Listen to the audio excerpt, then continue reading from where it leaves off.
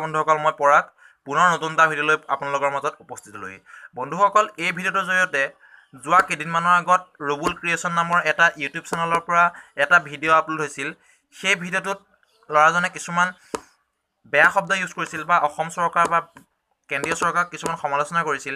সেই সমালোচনা কৰাৰ ফলস্বৰূপে ল'ৰাজনক এৰেষ্ট কৰা হ'ল আৰু বৰ্তমান ল'ৰাজন জেলত আছে। গতিকে সেই ভিডিঅ'টো প্ৰথমতে আপোনালোকে অকণমান চাই লওক, তাৰপাছত সেই ভিডিঅ'টোৰ ওপৰত মই কি ভাবোঁ আপোনালোকৰ লগত অৱগত কৰিম বা আপোনালোকে কি ভাবে সেই ভিডিঅ'টো চোৱাৰ পিছত আপোনালোকে তলত কমেণ্ট কৰিব।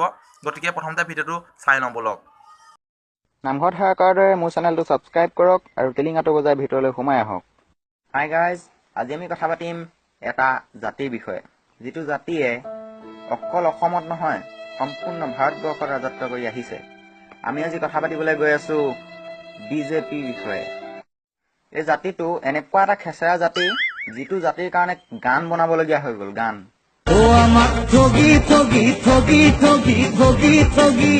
বিজেপিৰ 2টা বছৰ কি ক'লে গানটোত, কি ক'লে? মই গেৰাণ্টি দিছোঁ এই জাতিটোৱে নৰকত স্থান পাব। নৰকত খাও বোলা বস্তু এটা থাকে, খাও, এই বস্তুটো এহেঁতৰ গাত লাগি গ'ল। আজি মই এই জাতিটোৰ বিষয়ে এনেই কোৱা নাই। এই জাতিটোৱে বোলে অসমলৈ বাংলাদেশী আনিব। অসমত এই জাতিটোৰ নায়ক হ'ল এখেত। চাল্লা, নিজে বিয়া পতা নাই, ঘৰত মানুহ বাঢ়িব বুলি, আৰু অসমলৈ বাংলাদেশী আন। বুজিছো, এখেতৰ প্ৰেমিকা বাংলাদেশৰ। আৰু এখেত হৈ গ'ল এইজনৰ এই বৰলাকাইটিৰ ছাপোৰ্টাৰ। এখেতে অৱশ্যে বিয়া পাতিলে, কিন্তু এখেতে পৰিয়াল পোহোঁতে পোহোঁতে চুলি সৰি শেষ। এখন চিনেমাত নায়ক নায়িকাৰ উপৰিও থাকে খলনায়ক, আৰু এই জাতিটোৰ খলনায়ক হৈ গ'ল এইজন। এখেতৰ পূৰ্বপুৰুষসকল আছিলে আগতে লাজুকী বান্দৰ। মিলিছেনে দুইটা?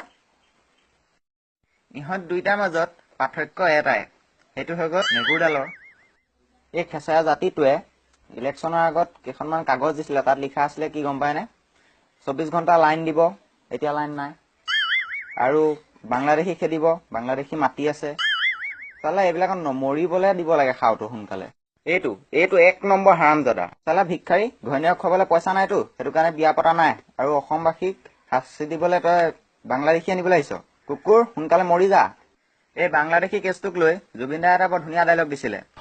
মইতো ক'লে চিধা চিধি কওঁ, এই যে কিবা চিটিজেনশ্বিপ এমেণ্ডমেণ্ট বিল কিবা এখন দিছে যে, এখন ফালি পেলাই দিলে হ'ল।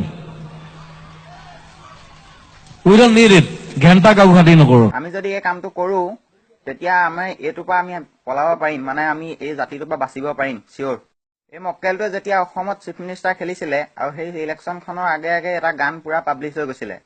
গানটো শুনক। সকলোতে আনন্দ সৰ্বানন্দ, অসমৰে আনন্দ সৰ্বানন্দ। আৰু যদি এতিয়া এই গানটো মানুহে শুনে, তেতিয়া কি ক'ব গম পায়নে? সকলোতে আনন্দ, বাপেৰ নন্দ, সকলোতে আনন্দ। মাৰ নন্দ।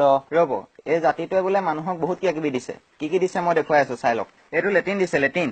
ইয়াত মানুহটো সোমালে বাল্টিংটো নোসোমায়, আৰু বাল্টিংটো সোমালে লেট্ৰিনটোত মানুহটো সোমাব নোৱাৰে। চাওক, অসমত গছ গছনি বহুত আছে, আম গছো বহুত আছে। যদি এটা আম এই লেট্ৰিনটো টিংখনত পৰে নহয়, ফুটা হৈ পেলাই মানুহৰ টকলা মূৰ গোটেই ফুটি যাব। এইখন লেট্ৰিনৰ ওপৰত টিং নহয়, কাগজ লগাইছে। আমি যে বহীত লিখো যে, সেই তেনেকুৱা কাগজ। ৰ'ব, বিজেপিয়ে বোলে ৰাইজক আৰু এটা বস্তু দিছিলে, সেইটো 1 নম্বৰ বস্তু। সেই বস্তুটো হৈ গ'ল এইটোৰ পৰা কি লাভ হ'ল ৰাইজৰ? কি লাভ হ'ল?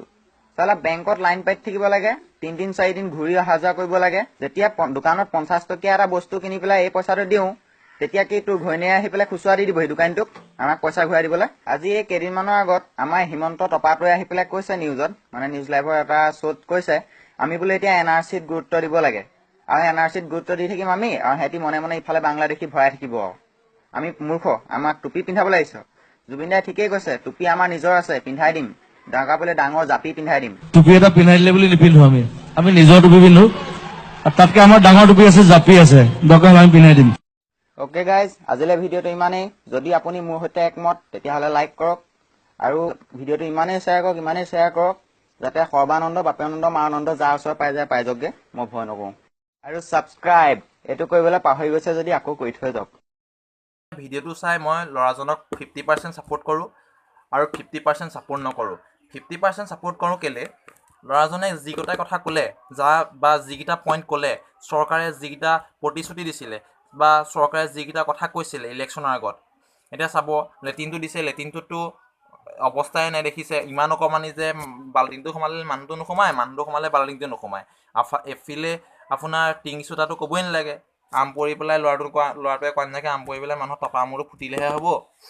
আৰু এতিয়া জাতি মাটি ভেটি কথা কৈ পেলাই যিখন চৰকাৰ আহিছিলে, সেইখন চৰকাৰে এতিয়া দেখিছে নাগৰিকত্ব সংশোধনী বিধেয়ক ক'বই নালাগে, গোটেই অসমৰ ৰাইজে জানেই। এতিয়া বাংলাদেশী সোপা সোমাই পেলাই ইয়াত আৰু হাংগামা চলালেহে হ'ব, অসমীয়াৰ অস্তিত্ব নাইকিয়া হ'বগৈ দিনক দিনে। এতিয়া কথাটো হ'ল সেইটোৱে ইলেকশ্যনৰ আগতে আপোনালোকে কৈছিলে যে ইলেকশ্যনৰ আগত কৈছিলে পেট্ৰলৰ দাম কমাই দিব। এতিয়া পেট্ৰলতো লেটাৰ ল'লে পেট্ৰলে, মেট্ৰিকত ল'ৰা ছোৱালীয়ে লেটাৰ লোৱাৰ নিচিনাকৈ পেট্ৰলেতো এতিয়া লেটাৰ ল'লে। কেইদিনমানৰ পিছত চেঞ্চুৰী মাৰিব, চেঞ্চুৰী মৰাৰ পিছত আৰু বাইকবোৰ ভিতৰত সোমালে ধোঁৱা চঙৰ ওপৰত ওলাই পেলাই তলত জুই লগাই দিলেহে হ'ব। আৰু এতিয়া কথাটো হ'ল 50% সেইটো কাৰণে ছাপোৰ্ট কৰোঁ, ল'ৰাজনে যিকেইটা কথা কৈছে সেইকেইটা শুদ্ধ কথা, কিন্তু ল'ৰাজনে এটা মানে ৰাষ্ট্ৰীয় 50% ছাপোৰ্ট নকৰাৰ কাৰণটো হ'ল এটা ৰাষ্ট্ৰীয় দলক বা এটা তেওঁলোকক ইমান ৰাজহুৱাভাৱে তেওঁলোকক ইমান বেয়া কথা কোৱাৰ অধিকাৰ তেওঁৰ নাই। তেওঁলোকে ভুল কৰিছে, তেওঁলোকক পইণ্টটো দেখুৱাই দিলেই হ'ল, বা এইটো ভুল কৰিছে সমালোচনা কৰিব পাৰে। সমালোচনা গণতান্ত্ৰিক দেশত সমালোচনাও থাকিবই, সমালোচনা কৰা কথাটো ডাঙৰ কথা নহয়। ল'ৰাজনে বহুত বেয়া কথা ইউজ কৰিলে, যাৰ বাবে তেওঁ এতিয়া জেললৈ যাবলগীয়া হ'ল। গতিকে মোৰ ক'বলগীয়া ইমানেই, 50% ল'ৰাজনক ছাপোৰ্ট কৰোঁ, 50% ল'ৰাজনক মই ছাপোৰ্ট নকৰোঁ। তেওঁ বেয়া কথাবোৰ ইউজ কৰিলে, যাৰ বাবে তেওঁ জেললৈ গ'ল। আৰু ল'ৰাজনে যিকেইটা কথা কৈছে, পইণ্টকেইটা লেট্ৰিনৰ কথা ক'লে, পেট্ৰলৰ কথা ক'লে, বা নাগৰিকত্ব সংশোধনী বিধেয়কৰ কথা ক'লে, সেইবোৰ একচুৱেলি চৰকাৰেতো ভুল কৰিছে। গতিকে আমি সেইটো বিৰোধিতা কৰিছোঁ আৰু ল'ৰাজনক আমি ছাপোৰ্ট কৰিছোঁ। গতিকে যিসকল ভিউৱাৰ আছে ভিডিঅ'টো চাইছে, গতিকে আপোনালোকে ল'ৰাজনক ছাপোৰ্ট, তেওঁৰ ভিডিঅ'টোৰ ওপৰত কি ধৰণে কমেণ্ট কৰে বা তেওঁৰ ভিডিঅ'টোৰ ওপৰত আপোনালোকে কি ভাবে তলত কমেণ্ট কৰিব। আৰু ভিডিঅ'টো যদি ভাল লাগে লাইক কৰিব, আৰু আপোনালোকৰ বন্ধুসকলৰ মাজত ভিডিঅ'টো শ্বেয়াৰ কৰিব, যাতে তেওঁলোকৰ মনৰ মতামত জানিব পাৰে। আৰু শেষত চেনেলটো যদি অনলাইন চেনেলটো ছাবস্ক্ৰাইব কৰে, তেনেহ'লে অতি সোনকালে আপুনি ছাবস্ক্ৰাইব বটনটো ক্লিক কৰি লওক, যাতে আমি দিয়া সকলোবোৰ লেটেষ্ট নিউজ আপুনি অতি সোনকালে লাভ কৰে। ধন্যবাদ।